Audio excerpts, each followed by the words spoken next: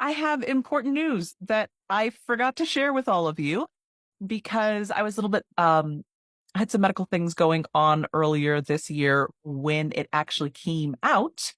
But some of you know that I had a super secret project I was working on that I wasn't allowed to talk about, but I can now because it was actually published back in May.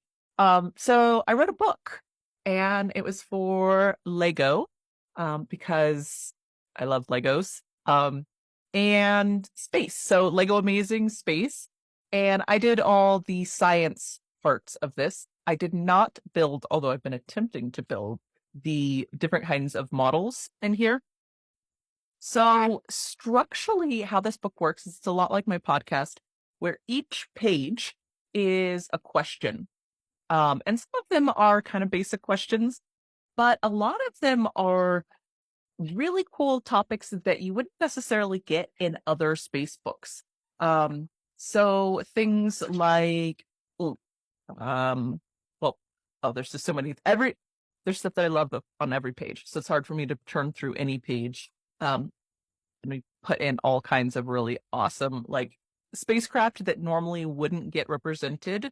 Um, like we've got Dawn in here, New Horizons, of course, the James Webb. But what I was saying is that we put in topics like iWows and ice volcanoes and all sorts of things that wouldn't normally get covered in space books. So I'm really proud of it. It was a huge blast. It's full of delightful Lego puns and a lot of inspiration. It's not really a how to build these things. It's a let's talk about space, show some really cool things that you can make with Legos, and it use Legos to explain these space concepts. And then it does actually mention in quite a few places when there are kits that oh right, we got the Hubble here. Kits that are space related, it does mention those in here as well. So the life cycle of a star explained through Legos.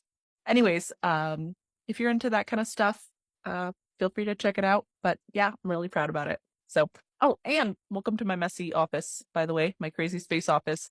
I will be updating this really soon. Actually, I have this big desk that's going to be moving in to this room.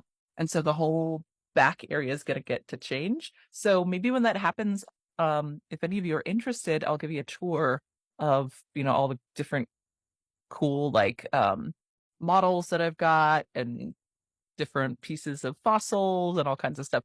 So let me know if that's something you'd be into.